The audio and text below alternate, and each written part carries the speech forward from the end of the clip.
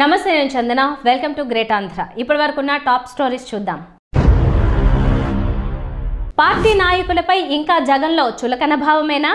ఒంటరి ప్రయాణంపై జగన్ మారాలి. బాలినేని బేరం, కానుక ఇస్తా నాకేంటి? జగన్కు కౌంటర్ ఇచ్చిన విజయసాయిరెడ్డి. వైసీపీలో చేరిన శైలజానాథ్.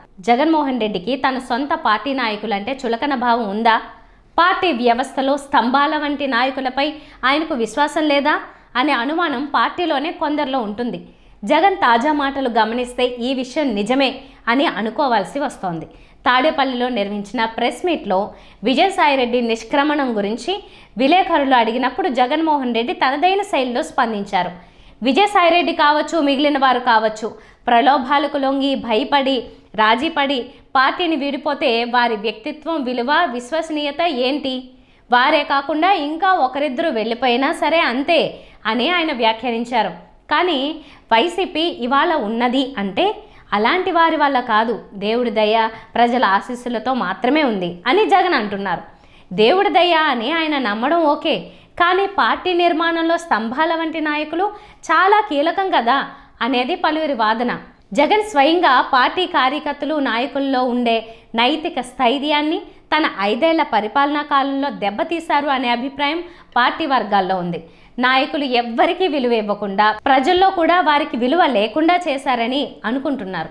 వాలంటీర్ల వ్యవస్థ వచ్చిన తర్వాత ప్రజలకు డబ్బు పంచే ప్రతి ప్రభుత్వ పథకం ఆటోమేటిక్గా వారి ఖాతాల్లో పడడం లేదా వాలంటీర్ల ద్వారా మాత్రమే జరిగింది తప్ప పార్టీ ప్రజాప్రతినిధులు, నాయకులకు ఎలాంటి పాత్ర లేకుండా పోయింది.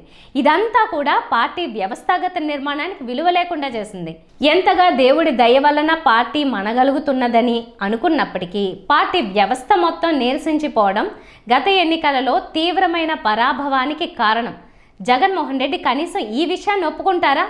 లేదా 11 సీట్లు దక్కడం కూడా కేవలం దేవుడి ఆశీర్వాద బలమే అంటారా? ప్రజల ఆశీస్సులు తాను 11 సీట్లలో ప్రాతినిధ్యం వహించాలని మాత్రమే ఉన్నదంటారా? అదే తరహా మాటలతో ఇప్పటికీ రోజులు గడిపేయాలని చూస్తుంటారా అనే చర్చ పార్టీలో జరుగుతోంది.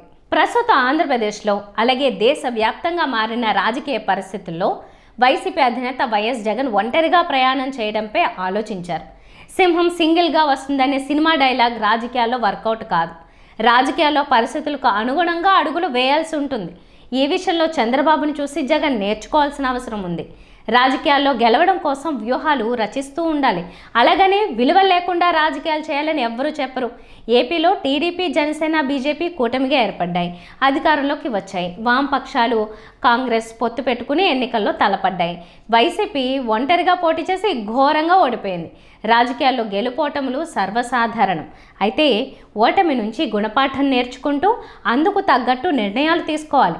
వామపక్షాలతో జగన్ అవగాహనకు రావడం వల్ల ఉద్యమాల్ని సమర్థవంతంగా నిర్వహించవచ్చు. వామపక్షాలకు ఎన్నికల్లో జనం ఓట్లు వేయకపోయినా వాళ్ళ పోరాటాలు మాత్రం వ్యతిరేకతను సృష్టించడంలో సఫలీకృతం అవుతాయి. ఇది చరిత్ర చెబుతున్న నిజం. అందుకే జగన్ రాజకీయంగా ఒంటరి ప్రయాణంపై ఆలోచించి సానుకూల నిర్ణయం తీసుకోవాలి.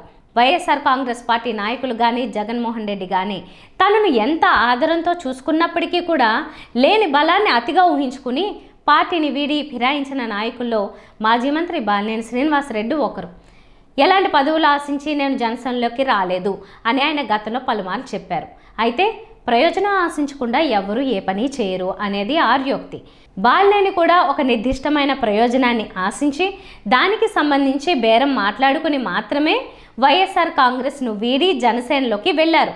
అయితే నెలలు గడుస్తున్నాయి కానీ ఆయన ఆశించినది మాత్రం నెరవేరడం లేదు. పార్టీకి తాను ఇప్పటిదాకా ఏ రకంగానూ ప్రత్యేకంగా ఉపయోగపడకుండా తన కోరికలను వ్యక్తం చేయడానికి కూడా ఆయనకు ఇబ్బందిగానే ఉంది. అందుకే తాజాగా ఒక బేరంతో సిద్ధమైనట్టుగా రాజకీయ వర్గాల్లో ప్రచారం జరుగుతోంది. కూటమి ప్రభుత్వానికి ఒక కానుక ఇస్తా, అందుకు బదులుగా నాకేమిస్తారు అని ఆయన బేరం పెడుతున్నారు.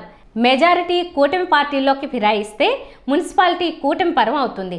ఆ స్థానాన్ని కూటమికి కానుకగా ఇస్తే అప్పుడైనా సరే తనను ఎమ్మెల్సీగా కన్సిడర్ చేస్తారేమో అని బాలినేని ఆశపడుతున్నారు. తర్వాతి సంగతి ఏమో కానీ ప్రస్తుతం వైసీపీలో ఉన్న ఒంగోలు నాయకులు బాలినేని మాటలకు లొంగుతారా అనేదే పెద్ద ప్రశ్నార్థకంగా ఉంది. తన పార్టీ నుండి వెళ్ళిపోతున్న నాయకులు, ఎంపీలపై మరి ముఖ్యంగా మాజీ ఎంపీ విజయసాయిరెడ్డిపై వైసీపీ అధినేత జగన్ చేసిన వ్యాఖ్యలపై ఆయన స్పందించారు. తనలో భయం అనేదే లేదు కాబట్టే రాజ్యసభ పదవిని రాజకీయాలను వదిలేశానని ఎక్స్ వేదికగా విజయసాయిరెడ్డి ప్రకటించారు. వ్యక్తిగత జీవితంలో కూడా విలువలు, విశ్వసనీయత, క్యారెక్టర్ ఉన్నవాడిని కాబట్టే ఎవరికి ఎలాంటి ప్రలోభాలకి లొంగలేదు.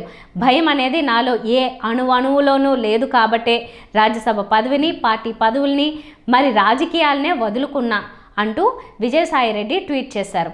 ఈ వ్యాఖ్యలతో జగన్ ప్రస్తావించిన విశ్వసనీయత, ప్రలోభాలకు లొంగలేదనే అంశంపై కౌంటర్ ఇచ్చినట్లయింది. విజయసాయిరెడ్డి తాజా ప్రకటనతో వైసీపీ అభిమానులు ఆయనకు వ్యతిరేకంగా కౌంటర్లు ఇస్తున్నారు. 3 ఏళ్లు పదవి ఉండి కూడా భయం లేక ప్రలోభాలకు లొంగకుండా ఉంటే రాజీనామా ఎందుకు చేశావు అని ప్రశ్నిస్తున్నారు.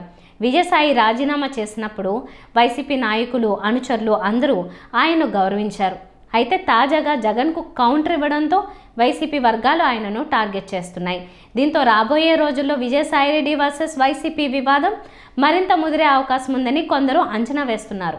2024లో ఘోరంగా ఓడిపోయినప్పటి నుండి పెద్ద పదవులు అనుభవించిన నాయకులు వైసీపీని వదిలి వెళ్తున్న నేపథ్యంలో వైసీపీకి పెద్ద ఊరటగా మాజీ ఏపీ పీసీసీ అధ్యక్షుడు సాకే శైలజనాథ్ వైసీపీలో చేరారు. శైలజనాథ్తో పాటు అనంతపురం డీసీసీ మాజీ అధ్యక్షుడు ప్రతాప్ రెడ్డితో పాటు మరికొంతమంది కాంగ్రెస్ సీనియర్లు కూడా వైసీపీలో చేరారు. ఈ సందర్భంగా శైలజనాథ్ మీడియాతో మాట్లాడుతూ వైఎస్ జగన్ నాయకత్వంలో పనిచేయడానికి సిద్ధమన్నారు. ప్రజల తరపున వైఎస్ఆర్సీపీ పోరాడుతుందన్నారు. ఎంత ఇబ్బంది వచ్చినా సరే మొక్కవోని ధైర్యంతో పనిచేసే నాయకత్వం కూడా కావాల్సిన అవసరం ఉంది. ఆ నాయకత్వం జగన్ రెడ్డి ద్వారా వస్తుందని బలంగా నమ్ముతా ఉన్నాం. So we work for that. At the same రాయలసీమకు కూడా, మా ప్రాంతం రాయలసీమకు, మా జిల్లాకు కూడా అన్ని విధాల ఒక సహకారం కానీ అభివృద్ధి కానీ జరగడానికి జగన్మోహన్ రెడ్డి గారి యొక్క చొరవ, వారి యొక్క ఆలోచన ఉపయోగపడుతుంది బలంగా నమ్ముతా ఉన్నాం. కాగా అనంతపురం జిల్లాకు చెందిన శైలజనాథ్ సింగనమల నియోజకవర్గం నుంచి 2004-2009లో కాంగ్రెస్ తరపున పోటీ చేసి గెలుపొందారు. ఉమ్మడి ఏపీలో మంత్రిగా పనిచేశారు. 2022లో ఏపీసీసీ అధ్యక్షుడిగా కూడా ఆయన బాధ్యతలు నిర్వర్తించారు. శైలజనాథ్ వైసీపీలో చేరడంతో వైసీపీకి మంచి స్పోక్స్ పర్సన్ దొరికినట్లు అయింది. ఎందుకంటే మంచి విద్యావేత్తతో పాటు అనేక పదవులు అనుభవించిన అనుభవం కూడా ఆయనకు ఉంది. ఇవి వాటి టాప్ స్టోరీస్. మరిన్ని అప్డేట్స్తో కలుద్దాం. నమస్తే.